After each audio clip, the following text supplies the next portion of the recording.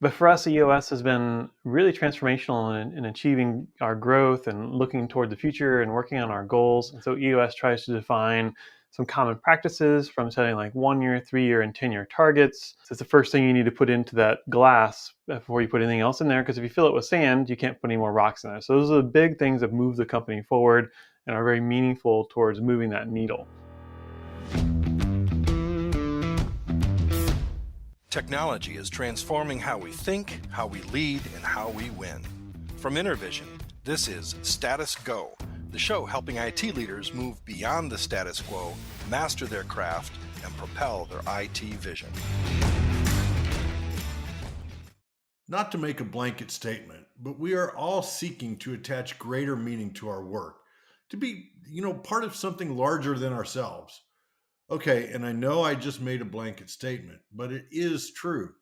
Even those less altruistic than others want to know their efforts are going to more than just a paycheck.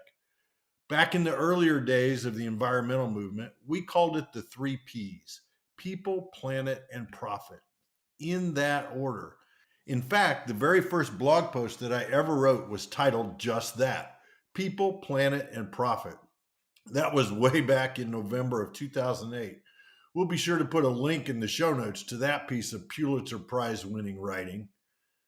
To today's guest, people, planet, and profit is more than just a platitude. He and his company have a goal of doing good in the world. And guess what?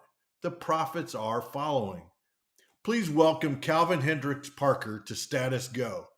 Calvin is the CTO and co-founder of 6 Feet Up, a Python development and cloud expert consulting company. Welcome to Status Go, Calvin. Oh, it's excellent to be here. Thanks for having me, Jeff. I'm so excited for our conversation today. A couple of weeks ago, I got even more excited. I was on a recent cross-country trip, and so as I typically do, I'd loaded my cell phone with a dozen or so podcast episodes of tech leadership style podcasts, when, imagine my surprise, I heard your voice coming through my Manu Clicks earbuds. Yeah. You were the guest on the CTO podcast with Etienne de Bruin. I'm going to encourage our listeners to check out Etienne's podcast. I thought it was a great conversation, Calvin. Yeah, thank you. And to our listeners, you really need to check out his episode specifically. It was actually a series on their BEST framework that they've built for development shops. And while we're not going to talk about that today, I do want to dig into the passion and the purpose that drives 6 Feet Up. Before we get into that, Calvin, can you share a little bit about your background and what brought you to the formation of 6 Feet Up? Yeah, that's a long time ago, since 6 Feet Up started in 1999. We were actually in the Bay Area. I met my wife and co-founder in San Francisco, and we were working for some .com startups back in the .com heyday, only to later found our own consulting agency, which started as basically a server in our living room that was doubled as a coffee table. Later to move into a cooking rack in a garage someplace with a T1 line, and then on to bigger and better co-location facilities from there. But along the way, started really developing our software engineering practice, building, starting with websites, but then now moving into more like software applications for customers. That's really where we got our start, was hanging out in the Bay Area. Then in 2003, we moved back to Indiana and really started growing the company, hiring people and building bigger and better things. That's awesome. And I, for one, am glad you came back to Indiana, because it's a great place to be. Me too. Great. And as you know, the tech community here is thriving. We're not quite Silicon Valley, but we are catching up a little bit at a time. I want to talk a little bit about 6 Feet Up. I know that you all use the Entrepreneurial Operating System, EOS. Could you describe a little bit about what that is and why you chose it to run 6 Feet Up? So we chose EOS about 4.5 years ago. We were working with a couple companies who were looking into EOS. It basically started out, there was a book called Traction by Gino Wickman, which outlines the EOS framework. And then there's a follow-on called Get a Grip, which is kind of a narrative if you're looking for kind of how it all works from listening to a story type uh, medium. But for us, EOS has been really transformational in achieving our growth and looking toward the future and working on our goals. Kind of the premise behind EOS is if your company's going to have an operating system, it's going to have one operating system. And so EOS tries to define some common practices from setting like 1 year, 3 year, and 10 year targets to how meetings are run and when the leadership team gets together for their quarterly meetings and the annual meeting. And when you set those various goals, and then each quarter setting rocks. So if you're familiar with like I can't remember what the book that originally came from, but like Franklin Covey wrote about rocks. Yeah, So yeah. it's the first thing you need to put into that glass before you put anything else in there, because if you fill it with sand, you can't put any more rocks in there. So those are the big things that move the company forward and are very meaningful towards moving that needle. And EOS has been pivotal in us becoming very excited about these impactful projects. Our 10-year target was actually something we worked really hard on, and at first was not easy for us to Hmm. define. We started out saying we want to do purposeful work. Like if you kind of go back even before we were an EOS company, Daniel Pink released a book called Drive, and he talks about intrinsic motivation and the reason like we show up and do the things we do and the things that motivates that, and that intrinsic motivators, the things that are like inside you that can really drive people to excel and do more than just an outside motivator like money or some kind of reward. And we always knew that the people who worked at 6 Feet Up really appreciated that autonomy and that intrinsic motivation. And we knew there was a drive to do good in the Hmm. world. But defining a do gooder when we started on the EOS journey was actually one of our main sticking points. Is we knew we wanted our 10-year target to be related to the do gooders in the world itself. And so the first step was actually defining what a do gooder is. Yeah, yeah. Who are you going to work with? What companies are you going to seek out to help go advance or accelerate their mission through, in our case, using software and software Hmm. engineering to do that. It took us about a year and a half to really come down to the impactful project is actually defined by our acronym, which is clever enough, impactful. It's really things that are impressive, moving, purposeful, advanced, collaborative, transformative, future focused, unquestionably benefits humankind and legacy. So if we look at every project we do, we actually measure it against those specific criteria. And for it to become qualified as an actual impactful project for our company, the whole company votes on the project we just completed to say whether this was an impactful project. And our goal for the 10-year target was to do 10 impactful projects in 10 years. And it's really worked out well. You wouldn't believe how hard it is to define a do-gooder, because you may have companies that do things that maybe are not typically in the do-gooder realm, but they have divisions or software projects inside of them that may actually match our impactful standard. Huh. So it may not be the company overall. It could just be a Correct. project that's being done within the company.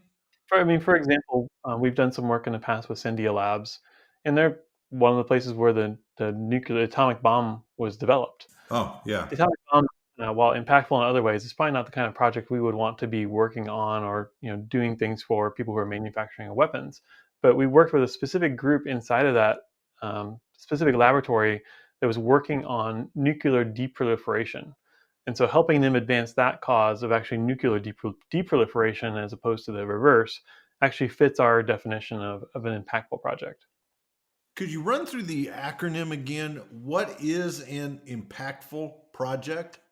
Yeah, so each of the letters of impactful is one of the criteria where we'll have a 1 to 5 scale. And for a project to be deemed impactful, it needs to reach a certain bare Yeah. minimum threshold score. I don't remember the scoring off the top of my head, but that's basically how we determine it. The first one, the I, is impressive.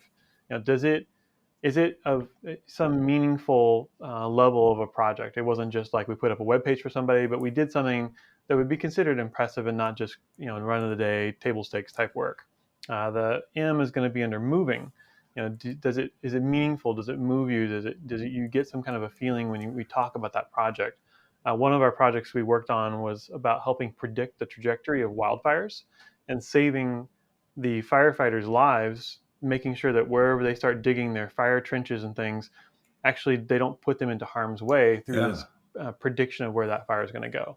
And that can be moving when you hear the lives saved because of that kind of is it purposeful?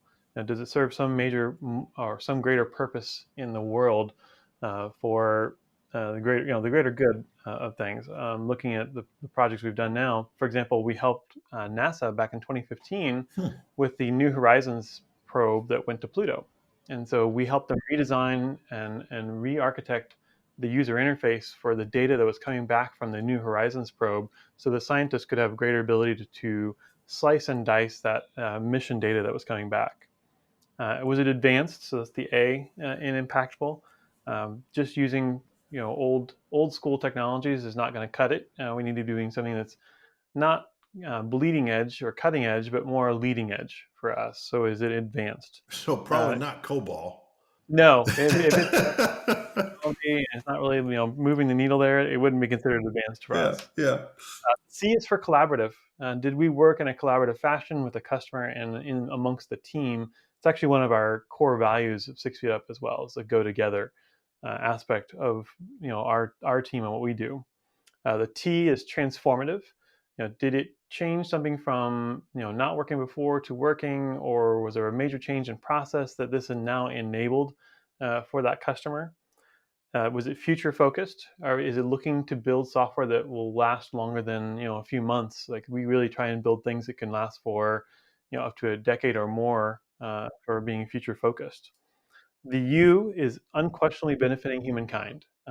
We recently worked on a project where we helped the innovator or the entrepreneur who had come up with an algorithm for predicting where lightning will strike Wow. up to 20 minutes ahead of time with a 98.6% accuracy within 400-meter radius. So within a quarter mile, within 20 minutes, we could tell you exactly where lightning is going to be. The only problem was he only had it running on a single laptop, and it took 90 seconds to do each inference.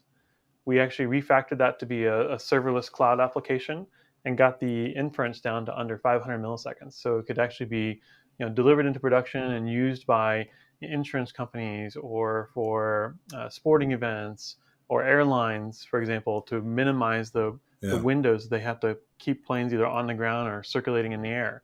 And just think of the applications for a technology like that. And then does it leave a legacy? Is it going to have a long lasting, hopefully, impression on the world?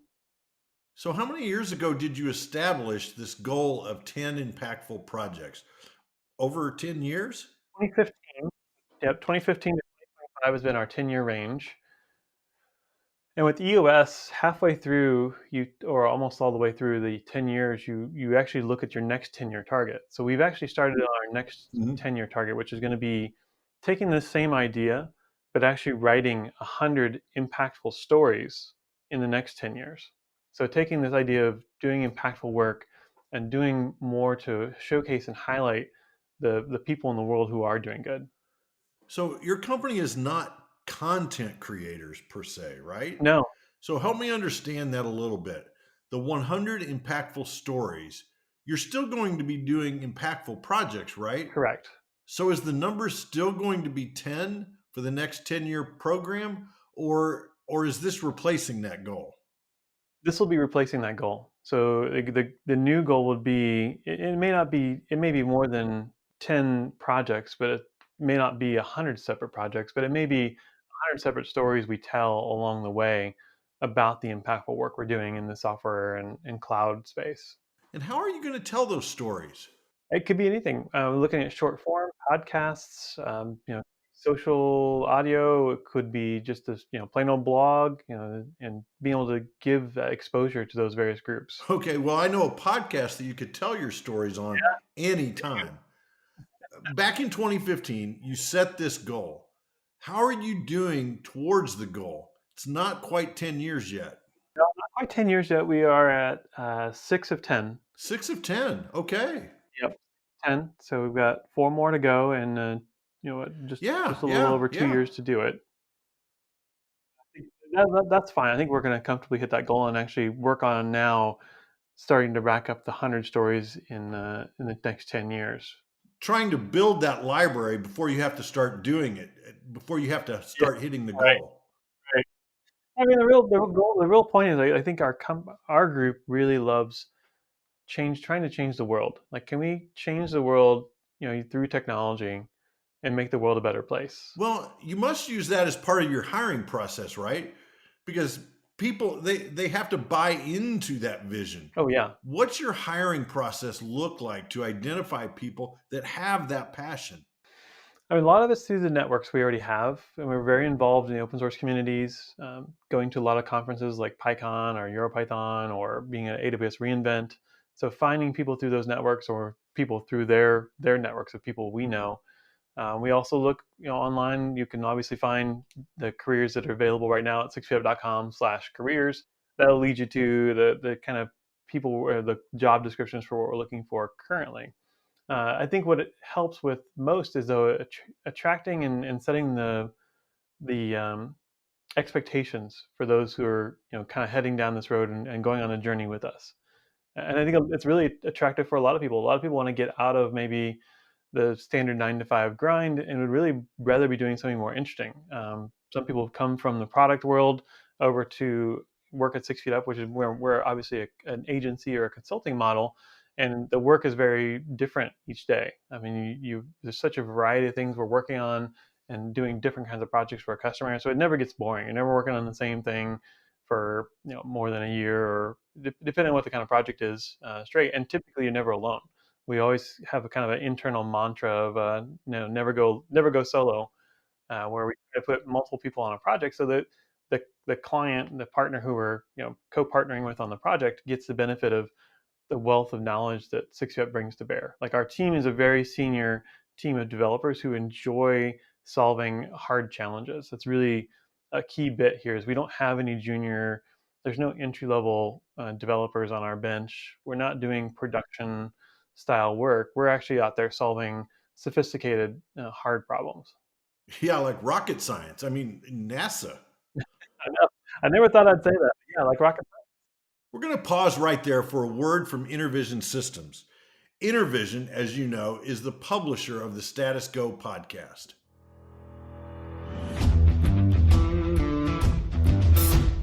Unlock the power of more with Intervision Systems.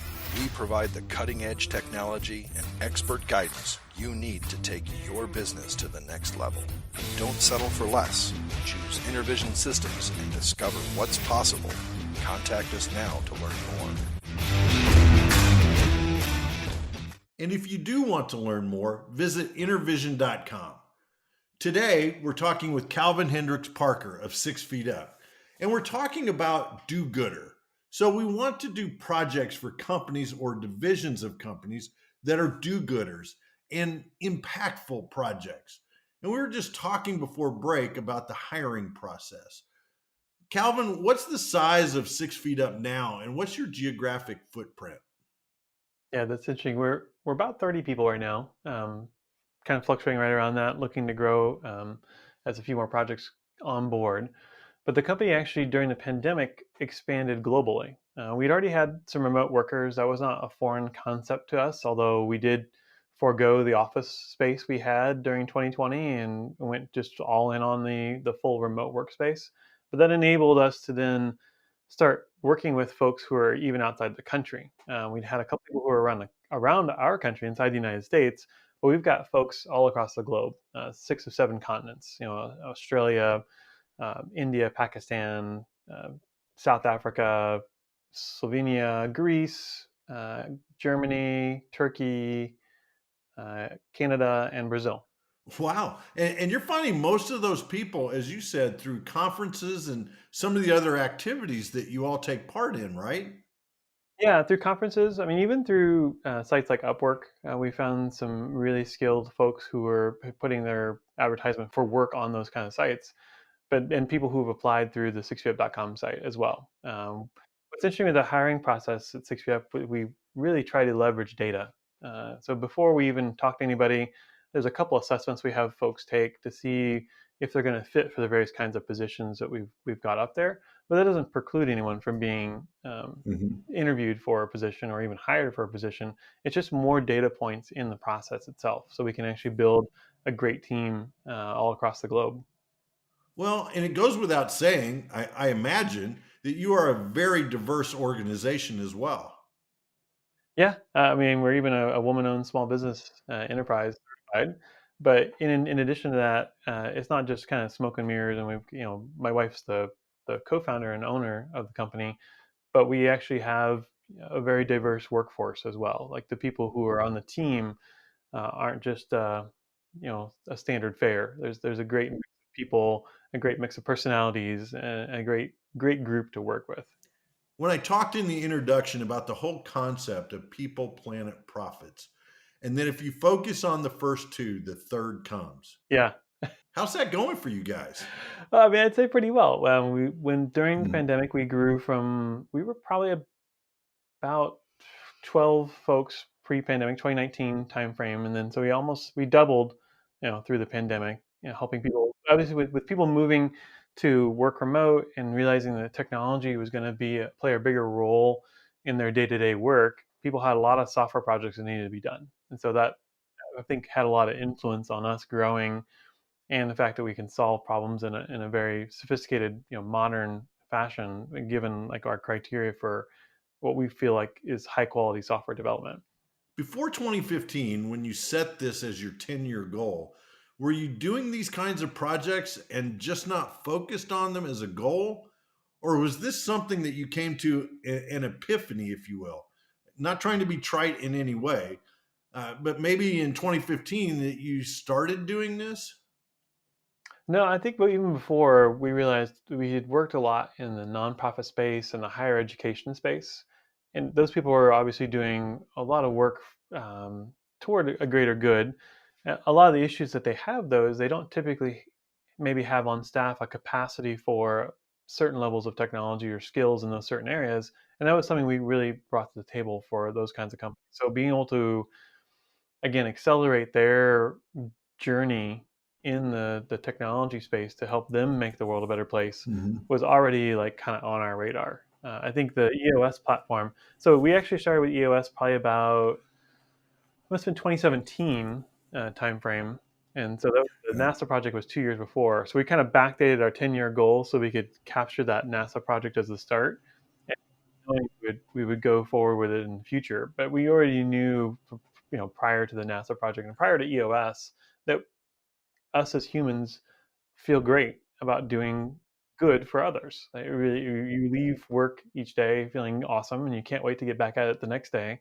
And that's not just me as a founder of the company, but I think I feel like the team that we've built feels that way as well.